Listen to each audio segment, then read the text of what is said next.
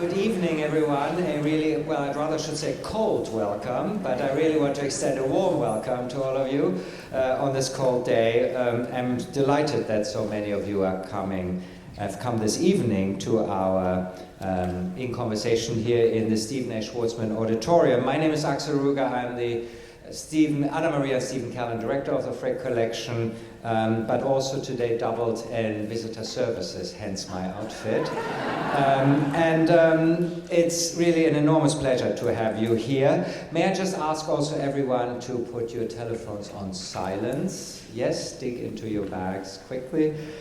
And then we can get going. So I'm enormously thrilled today to welcome back actually to the Frick Flora Yukhnovich, who's joining our Jay Sharp Chief Curator, Aimee Ng, in conversation this evening about her installation and her career more broadly here tonight at the Frick Collection. We are incredibly grateful that Flora made the trip especially for this evening back to New York from London.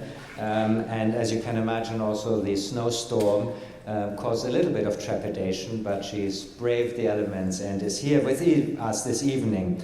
You know that we have had now for a few months Flora Yukhnovich's Four Seasons installation on display in our upstairs cabinet gallery, and this will still be on through the 9th of March. So please tell everyone who haven't seen it yet not to miss this incredibly beautiful, immersive, site-specific mural that Flora has created, inspired by our own Four Seasons by François Boucher, which you see in the west vestibule just outside of the cabinet gallery. And Flora has, throughout her career, been enormously inspired by Baroque and Rococo painting, French painting, Italian painting, and also abstract expressionists. So in short, really lots of very colorful, very dynamic compositions and applications of paint, which is then reflected in her work, and we will hear a lot more about that in the conversation. We are really proud that here at the Frick to note that it is her first solo presentation in the United States. And in tonight's conversation, Flora and Aimee will discuss the installation, but also more broadly the artist's process and also historical references. On the side, also just to note, there is also, because we are the Frick, of course another publication out. It is called Boucher's Four Seasons, and with a beautiful essay by Flora in it and a text by our former chief curator Xavier F. Salomon. And of course the book will be available in the shop as you leave in the vestibule. And now it is really my pleasure to introduce both our speakers. Flora Yukhnovich is a British painter whose work is held in a number of permanent collections here at the Brooklyn Museum, further afield at the Dallas Museum of Art, the Government Art Collection in the United Kingdom, the Montreal Museum of Fine Arts, and the National Gallery of Victoria, so her work is really spanning continents by now. She had her first solo exhibition in 2017, and she has been featured in many exhibitions, including Impressionism, A Worldview at the Nassau County Museum in 2022, and Flora Yukhnovich Into the Woods at Ordrupgard in Denmark in 2024-25. And she is represented by Victoria Miro, and there have been a number of solo exhibitions in Victoria Miro's gallery. And in 2023, she was among the first artists to take part in the Ashmolean Now, which is at the Ashmolean Museum in Oxford, the UK. And in 2024, she was the talk of the town, really, in London, when she had a few of her paintings temporarily replaced works by François Boucher in the Wallace Collection in London with a show called Flora Yukhnovich and François Boucher, The Language of Rococo. And she will be, if you like, interviewed and in conversation with Aimee Ng, our Jay Sharp Chief Curator and a specialist in Italian Renaissance art, even though Aimee is so wide-ranging that it's sometimes hard to see that specialism, but she has curated exhibitions here at the Frick on Bartolo di Giovanni, Giovanni Battista Moroni, Andrea del Sarto, and Parmigianino. But she has also, of course, and many of you will have seen it, will remember in 2023-24, the exhibition on Barclay Hendricks that she organized at Frick Madison, and then most recently this past year in 2025, with our guest curator Robert Fucci, the exhibition on Vermeer's Love Letter, and we are about to open in a few weeks' time Aimee's show on Gainsborough, the fashion of portraiture, to which I expect you all to be back at the Frick.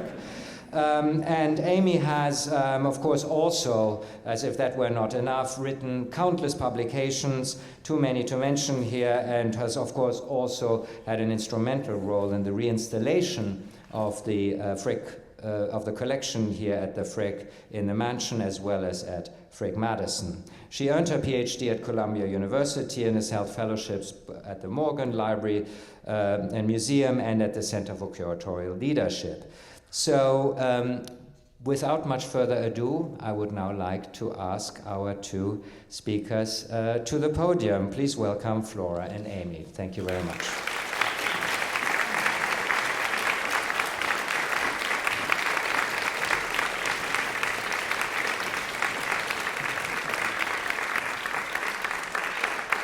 Good evening. Thank you, Axel. Thank you, Flora. Thank you all who braved the slush and the ice. This project has been a real gift, partly because having Flora is such a joy. It's a gift to the city of New York. It's a gift to the Frick, in a way, as the first contemporary art project that has taken place in the historic rooms of the Frick, so the first contemporary paintings that have been shown in the historic galleries of the Frick. It's also a gift because I had nothing to do with bringing this project here.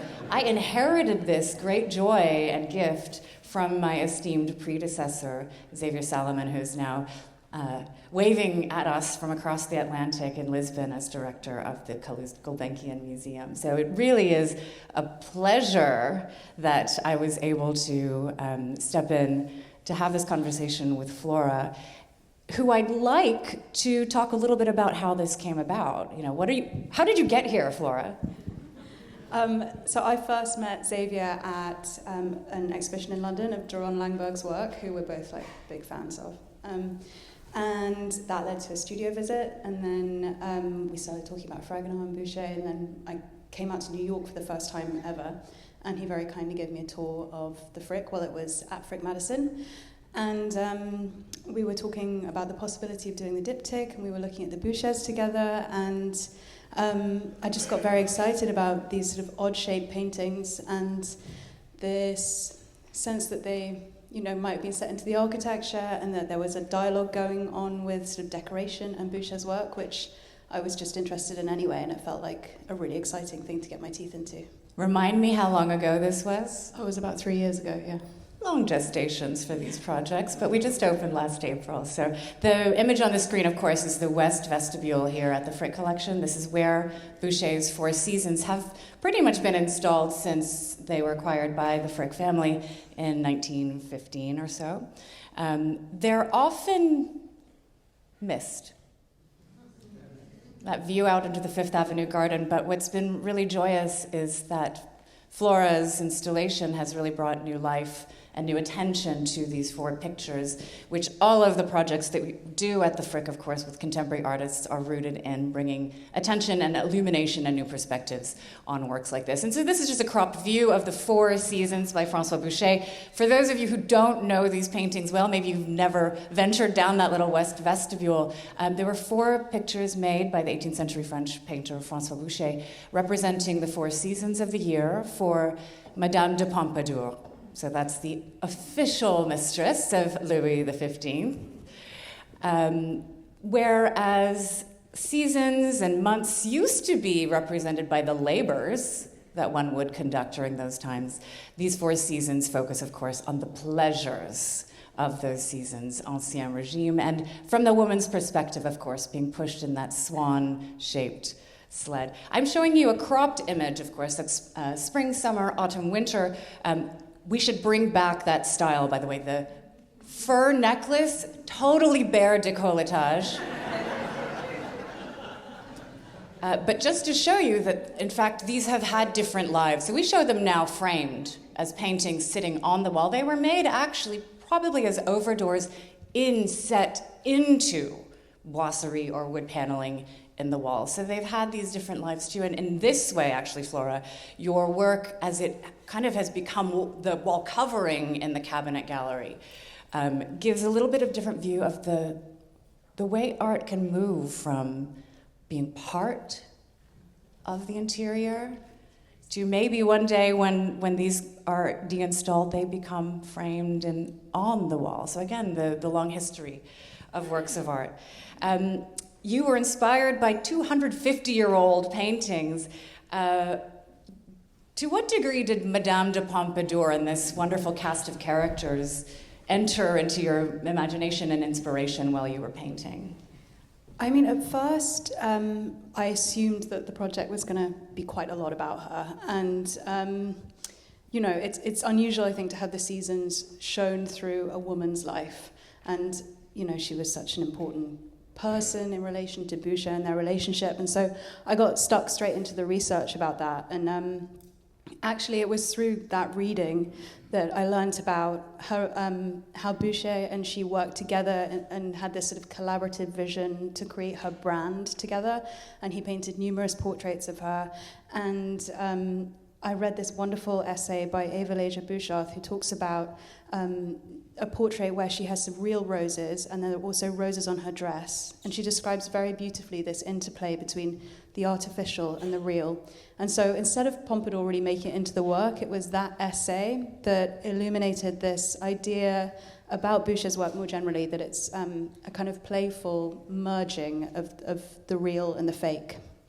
And that is, I think, for those of us who have stood in this room, you do go in and out a little bit of being able to recognize things, and then you're in some fantasy land.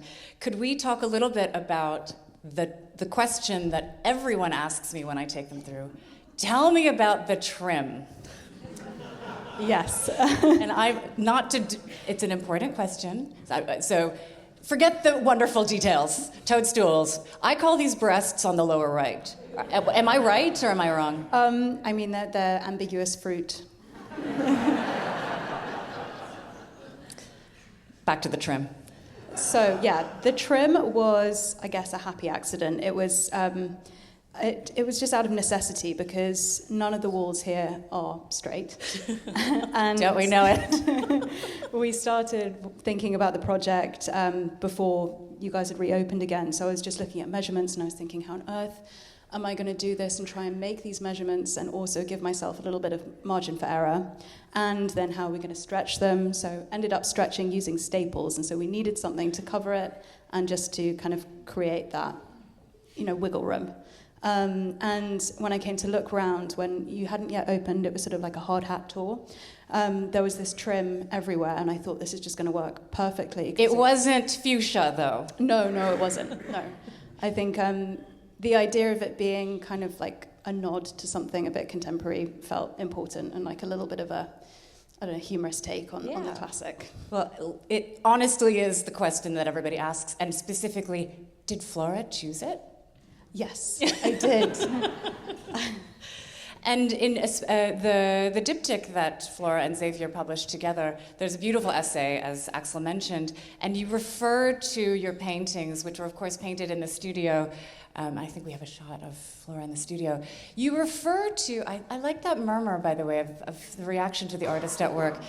You refer to this installation of these paintings on canvas as wallpaper. And you do this in both a tongue-in-cheek, but also as dignifying being surrounded and immersed in a design, something made for pleasure and beauty and filling a room. Could you talk a little bit about doing this kind of stapling onto the wall as opposed to something that sits on top of it? Yeah, I mean, I loved that idea of being able to step into a painting, that might be this sort of huge transformative thing, but then it's also like makes it almost domestic in a way. So it has this dual thing going on. And I guess while I was conceiving of the work and gathering imagery, I was looking at wallpapers. I was looking at sort of panoramic wallpapers from like Zuber or de Gournay, and also sort of repeat patterns and things like that. I'm just so interested in the idea that some things are supposed to take you somewhere else and are supposed to be serious, and some things are not. And I think some of these wallpapers are actually as exciting to sort of wander off into as a painting might be. And so the whole work became about kind of combining these two languages, trying to make something which transports you, which feels escapist, but is also reminding you of its own flatness, reminding you of the four walls around you. And so I wanted to draw on kind of the landscape structure of the painting, so that your eye travels in and have these visible motifs so that it kind of stimulates your brain to try and find more in the paintings, and in a way your imagination to wander off. And then I also wanted to have these kind of graphic languages, these lines, these flatter passages on the surface that snap your eye back. So it's like you're daydreaming, but then you're pulled back into the room. And so that there should be these two kind of dialogues going on, this sort of imaginary play and then also a material, real play on the surface. When we were preparing to have this conversation about this group of works, we were thinking about seasons a little bit, and I said, I'll throw a warm-up question to you about seasons and which your favorite season is. And then this winter storm came. And, almost knocked things off, but I like to know, what's your favorite season to live, and what was your favorite season to paint? To live has to be, it's specifically fall in New York, which just feels amazing. There's a sense of promise and new beginnings that just doesn't exist in other places. To paint, I was immediately most excited to paint autumn and spring, because I think they feel most close to painting this idea of spring having sort of shoots coming up out of the mud, a sense of becoming, and then autumn, a sense of decaying with form breaking down. And I knew that those were going to be the most instinctual to paint. And I decided that autumn would be my kind of my testing ground, because I thought it could take quite a lot of trial and error and quite a lot of wiping off, because I work in a very trial and error way. I put things on, see if it works, cover it up. And then I was going to put the solutions on the other paintings. But as a result, autumn became quite a difficult experience for me. But spring was a total joy to paint, because it's the wall that has the two doors in it. And I had to think about those wall paintings, so the site-specific nature of the project was really front of mind the whole way through. And there was this sense of kind of upthrust and the idea of an energy behind the mark making, which felt easier. I knew what I was doing with my hands a bit more. So that was definitely my favorite. And so for those of you who have stood in the middle of the room and maybe you weren't absolutely sure which one spring was, or absolutely sure which one summer was, etc. When I said toadstools and breasts and whatnot, do you expect us to be able to recognize these things? Yes and no. I think some of them are really explicit and really obvious, and sometimes something might be too obvious, so I have to take it out because you can't look at anything else. But it really is about setting up expectations, and I think a toadstool has a whole variety of different ideas that you're going to look for. You'll look for sort of fantasy and fairies and things like that. So it's just about sparking the imagination, so that then your eye does that thing where it tries to find new images and shapes. And it's been so interesting to hear different people come with different sort of imaginations, different things that they've seen, and they pick out completely different items and shapes in the paintings. And did you start with a sketch, just a little bit about understanding how the composition comes about? Yes, I did. And I usually start with a sketch and then sort of a digital sketch. I drew this one out and I planned it very meticulously, and then I changed it all completely as I went. Good. That's the best way. When I was asked, we were talking a little bit about wallpaper and trompe-l'oeil and this idea of entering into this window into another space, and I said in Roman villas, and this whole idea of a vista into this faraway place. And I said, Flora, where are we in these paintings? Yeah, we're in the Frick. you know, burst my bubble. Sorry, but when I first started talking about this project, it was at Frick Madison, and I'd never been to New York, let alone had a chance to visit Frick Mansion. So I was imagining the space for most of the process, in any case. But it was really about sampling these different parts of wallpaper and sort of combining these different artificial visions and idyllic visions of nature in the same way that Boucher does, which at no point did I actually look at a landscape. I just looked at paintings of landscapes or drawings or sort of decorative motifs that referenced it. And in the meantime, when we started talking, the Frick and you started talking about this project, you did do a project in between at the Wallace Collection, again engaging with Boucher, but in a different way because actually framed pictures. Did that experience and dealing specifically with responding to Boucher affect the way that you approached this project? Yes, it did definitely.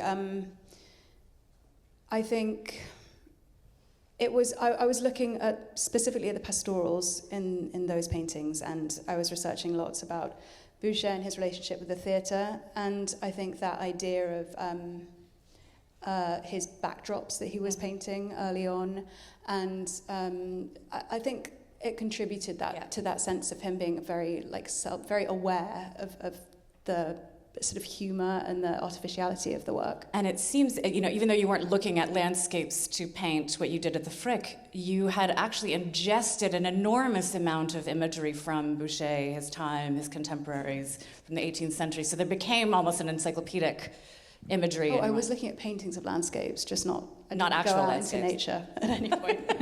You just stay inside museums. It's just in the studio, that's what I do. The other thing about 18th century French painting that I think is sometimes a myth, and you talk about making a mark and then just taking it away when you're not happy with it. One thing that I think people think about Fragonard or Boucher, these sort of gestural painters, this sort of lightness, effervescence, frilly, fluffy, is this sketchiness that took no time and no effort. But when you really study, and there was an exhibition in 2006 in Strasbourg about the apotheosis of gesture, and the idea of the spirit of the artist coming through in the gesture. But when you read into the making of Boucher's pictures, even the sketches start with the same kind of fast, as if instantaneous decision, and then the same mark will appear again in the study. So it's actually a very studied and deliberate effect being created in terms of gesture and effortlessness. How does this idea of effortlessness play into the way you make your paintings, which have also these very gestural and almost immediate marks? Yeah, it's interesting. I think that gestural way of painting feels so immediate because it has this sense of the body behind it. It's almost like you're reading body language through it.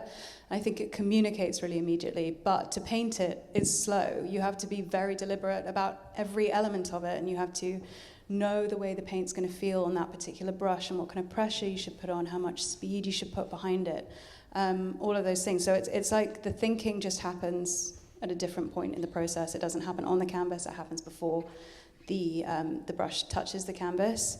So it's always difficult, and I think it being difficult is important because it keeps it compelling and exciting to sort of and a challenge to work with. But I don't want to lean on that sort of idea of painting is difficult as a currency, because I think there's a lot of seriousness around labour value to do with painting. So I kind of like the idea of trying to make it look a bit, well, not easy, but kind of glib in a way. And I think there's something about gestural painting which has this baggage around sort of authenticity and a different kind of seriousness.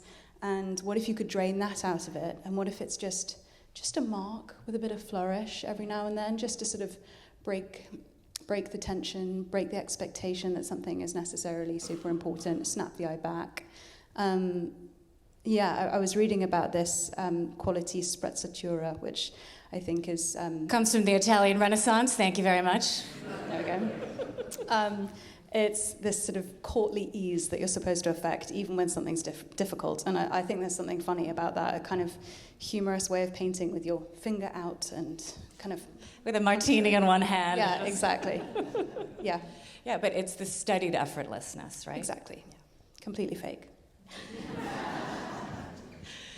So your description, again, in your text about Boucher's Four Seasons, I'm going to quote you, he offers a bright and cheery cyclical view of life. I love the title, actually, that Flora put in her text in the diptych. If you haven't seen it, it's a jolly holiday with Boucher. But even this title, there's a sense of wry skepticism about the joy. You know, is Boucher full of joy? Is this all just about joy? Do you think Boucher was full of joy? I don't think that I don't think, assuming because someone makes a joyful painting, that they're going to be joyful. I don't think that makes sense. And I don't think that he was this like pleasure seeker that his work might make you think. I think of him as like a scientist who was investigating the languages of pleasure and joy and play, and sort of coming up with his own sort of very, very useful way of recreating that. And I think because of that, there's a kind of clinical quality or a sort of distance, a sense of removedness from the work. And I think that's where he's most brilliant, because it's like he's worked out exactly what makes us tick, and he's saying, oh, you like that, don't you? And I think that's why the work lands in such a funny way, and it can make people feel really uncomfortable. But there's also a sense of being complicit in on the joke. So I reckon he was probably a really good time. He was probably joyful to be around, but I don't know if he was joyful. And it was still a job, right? He's still painting for his patrons. Yeah, and I heard like 12 hours a day, like every day. He's dedicated. There's a sense of escapism, and this is both thrown around as a quality and advantage, and also as a criticism, right, of the Rococo as this escapist thing. But you talk a little bit about the dark side of escapism, and also in your work, and when you talk about wallpaper, I am now like semi-quoting you in your own words to you, which is always not a good practice, but talking about wallpaper as you can escape into the wallpaper, but it's also containment, and you're aware of being contained, and you know that there is this boundary and limit. And you ask this question, it makes me wonder what escapism really offers. What does escapism offer? I think the fact I left it as a question in the essay shows that I came to zero conclusion. Yeah. I think there's a good side of it, which is, I think a novel can help you learn about people and empathy, and I think that escapism can offer like a parallel space that's low stakes for you to learn more than you might ever learn from traveling or something like that. But then I think there's a darker side, which is where you sort of lose reality and you can dive into it to the point that's detrimental to your own life. And I don't know, we were talking about it earlier, the idea of scrolling for hours and then you kind of look up and you think, oh my God, that was 2 hours and I don't even know what happened. Or you feel abject after. I wasted 2 hours and I didn't even buy anything. Exactly. So it's about, I don't know, it's sort of thinking about that. I suppose that as long as the illusion doesn't become so whole that you lose yourself in it like an opiate, then I think it's a kind of beautiful thing to be able to exit and go to another place and maybe take stock and then come back. But I think it's when it becomes so total that you don't know when it ends. I think that's the problem. And especially, with the coloring that your paintings take on, it seems like a happy place, but of course there's the other side of the coin, and you evoke, I think everybody here is old enough to remember the movie Mary Poppins, and Dick Van Dyke plays Bert, the one-man band, and he makes these beautiful chalk drawings on the ground, and they all just jump into them and they escape, but the sadness of when the rain comes and washes it all away. You know, that I really do think of, you know, the boundary outside of the beautiful worlds that Boucher, that Flora paints. There's a tinge of what lies outside that world. Yeah, and I was thinking about that while making the work, the idea of longing for a place that you've never known or missing a place that you've never known, and the idea that all good fantasies should come to an end. True British perspective on things. I'm going to admit that I didn't love Rococo painting as a younger person. I thought it was too frilly and too, you know, about itself, etc. And I learned a little bit to appreciate it because it's really hard to paint. You know, that idea of lightness, translucency, almost like a diaphanous veil over everything. It's not an easy thing.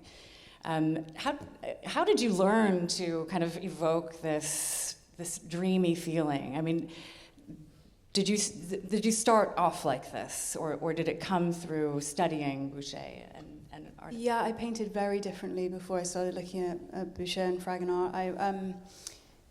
I had studied looking at Jenny Saville and Lucien Freud and Frank Auerbach, and I was actually only painting with a palette knife, so it was like very hard edges.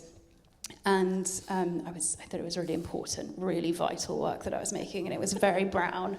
And so when I saw Fragonard and Boucher, and I sort of had this immediate reaction that I was like, ooh, that's gross.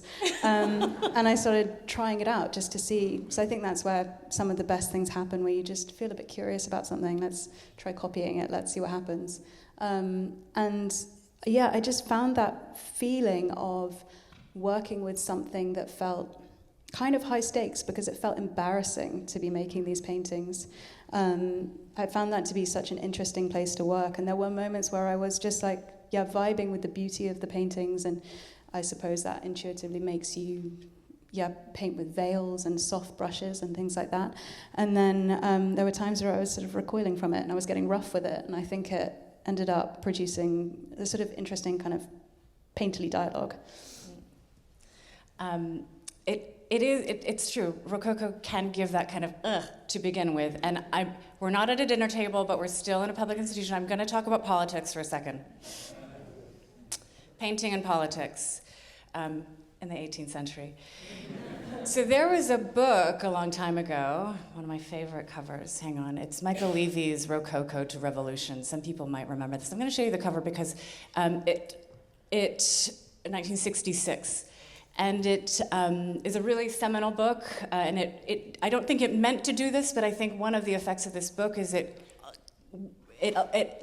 tempted people to reduce the art of an era to reflecting its politics, so that you got this kind of conflation of Rococo with the rich, ancien regime, and all the silliness, and let them eat cake, and then suddenly the revolution comes along, and it's David and neoclassicism and the rights of fraternity and liberté, égalité.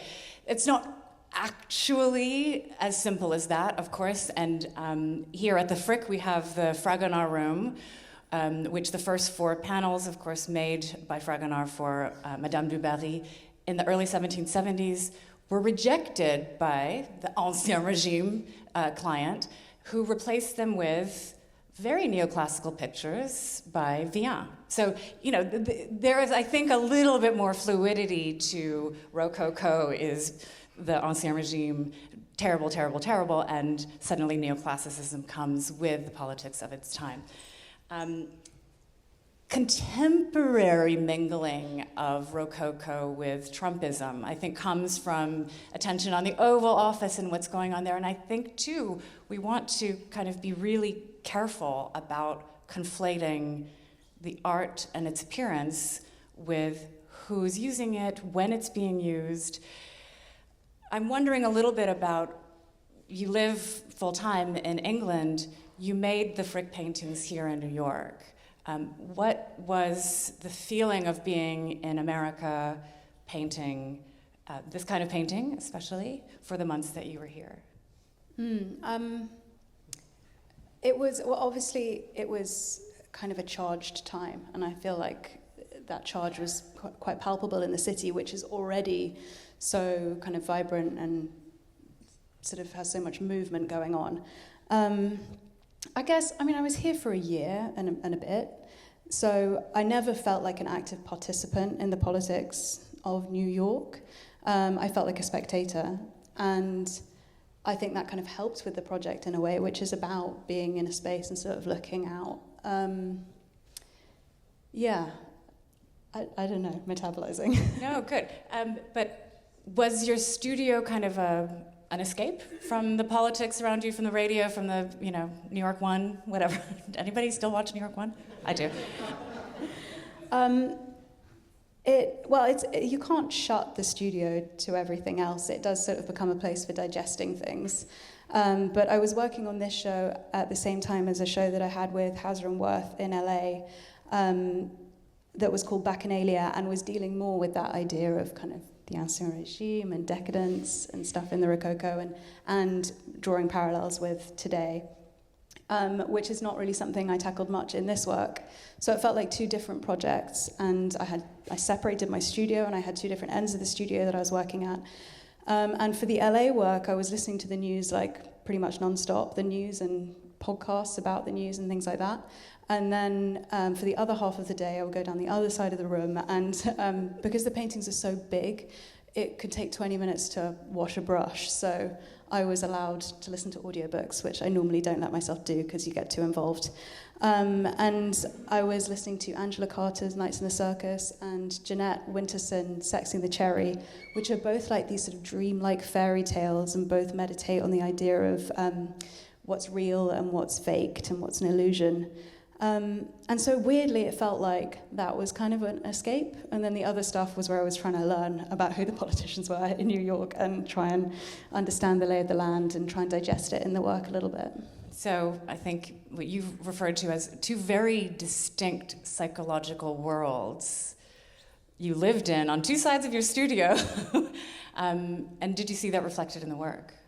Yes, I think so. I mean, I was really keen to make sure that there was going to be this distinction. There are obviously overlaps. I think one show was really about, the show in LA was really about spectacle and excess, and that definitely applies to these works as well. So I think they fed each other, but they did feel distinct, and I think having different soundscapes to go to was especially helpful in trying to come back to the right place. You said something really beautiful today when we were just joking around over lunch at Westmoreland. It was delicious. I recommend it. When I was pressing you a little bit on the politics and Rococo and the Oval Office, and you said, I'm very suspicious of the idea that there's an aesthetic of seriousness and an aesthetic of stupidity. And that Boucher and good artists are much more nuanced, and good viewers, invested viewers, are much more nuanced than to see an aesthetic one way or the other. And I really applaud that dignity of seeing complexity in what could be perceived in very diverse and different ways. So in London, where you work, is it dead silent? Depends on the size of the painting. If it's small, I have to be completely silent, because you mix the paint and you think about the shape and the color of the mark and the tone. Everything is very immediate. It's sort of moving from there to there. The moment something is big, you have sort of huge amounts of time, because you mix it for 10 minutes and then you think about the shape of the mark for 10 minutes. It sort of compartmentalizes the process. So it just depends. And is the process always the same, in the sense that do you make a sketch on paper? Do you then do a small oil sketch and then make it up? And then... So I don't normally make the sketch on paper. This one was, it was a challenge, because these works were much bigger than they ended up being in the room, because we trimmed them to put them on the wall. And so there was a lot of trying to work out where the edges would line up and things like that. So I did do sketches on paper. Normally I just do digital collages or color sketches. And it's sort of about circling around the sensation of what I want to make and trying to embody that. And sort of learn it in my body so that then I can just paint it. But generally, I don't enjoy making really detailed sketches, because they sort of they ruin the fun of it. You know what's going to happen. Incidentally, when we could not have predicted this, I think, when you were first approached for this project, but it turns out, Flora just mentioned cutting the edges of the canvas that she painted. So it was already painted, so there are elements to be discarded. So she had to plan carefully about that. And it turns out I think I had a slide here, where was I? The Boucher Four Seasons, all four of them too, they have this long history. Here on the left, you see a photograph of them in the early 20th century, or winter, my favorite, with the fur necklace, bare décolletage, made into a full rectangle and painted to be a full rectangle. And then a restoration later on in the 50s revealed that actually the corners were irregular. So either made irregular and then added on, or made regular and then cut around. Probably the latter, probably made to fit into a boiserie. So there's this interesting idea of the work and then cutting down and being able to disregard and let go of some of the parerga, some of the stuff that's just outside of the focus. And it was just this interesting thing, because in the nerdy art historian community, like talking about the corners of the Boucher picture and whether or not they were orbitors, it's like a life and death thing. I don't know that you felt life and death about trimming down your canvases to fit the room. No, I mean, because I knew they had to go, so I was just careful not to put, the best bit in the corner. But I think, I don't know, it felt really nice. Like, even though I was making these paintings somewhere else to put them in the space, it sort of added to that sense of it being site-specific, that it wouldn't really, truly become until it was cut down and the corners were matched up. And it made the hang just like that much more exciting, I think. And then, of course, you think about, too, the long history of these works. After we are all gone, we are all just custodians of the works of art that come into our lives, right? When the installation is taken out of the cabinet gallery, of course, too, they will be reshaped in some way and go to another home somewhere. Do you think a little bit about, how much can you let yourself think about how that process happens and what... Yeah, it was planned very carefully before, because I wanted to make sure that I could save them and take them off the wall. I mean, that was the hope. So I made them in the knowledge that they would eventually be cropped down another couple of inches, and then they would go on canvases, and then they would be shown in a totally different way. And I'm really fascinated to see how that changes the viewing experience, because obviously you wouldn't show a painting of that size in a room of that size normally. So the idea that there'll be this space around them and people will move backwards and forwards at a much greater kind of depth into the painting, and I'm interested to see what it does. Yeah. And they are, to you, they are one work, right? They're kind of both. They stand as all four, but they also could be one work together, yeah. Okay. I told you we wouldn't end on a low note, but has a painting ever failed you? Yes. So there are obviously big disasters where I just can't get into a painting and you sort of can't find a hook to get your teeth into that feels like there's anything to resolve in it. So those get cut up and put in the bin. There are some just works... completely destroyed. Just completely destroyed, yeah. There are some works that have failed on every important level, but just on one level have been a success, and I do tend to keep those, and sometimes I'll unroll them and I'll use them when the studio is empty and I need just something to bounce off, but they'll never leave the studio. But I think all the work is, this is so bum out, but all the work is a bit of a failure, to be honest. And I think did you hear that? Flora says all work is a big failure. It's sort of when you stand in front of a white canvas, it could be anything. And as you're painting, all the different research that you do, all the kind of wonderful things that you think about, like such a small fraction of that ends up on the canvas. And the process of painting is literally a process of closing doors to different possibilities. And there is something disappointing about the fact it is singular. It's just one painting at the end. And yeah, so you go in and you make another one. But it fails to be all the things that it could have been. So everybody who thinks that Flora is full of joy.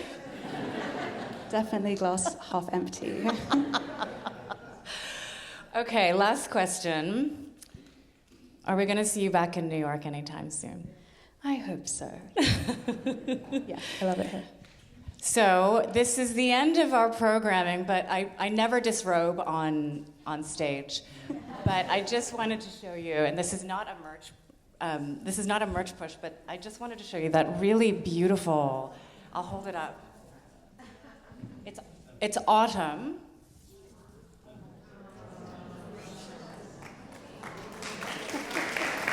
They keep you warm as well.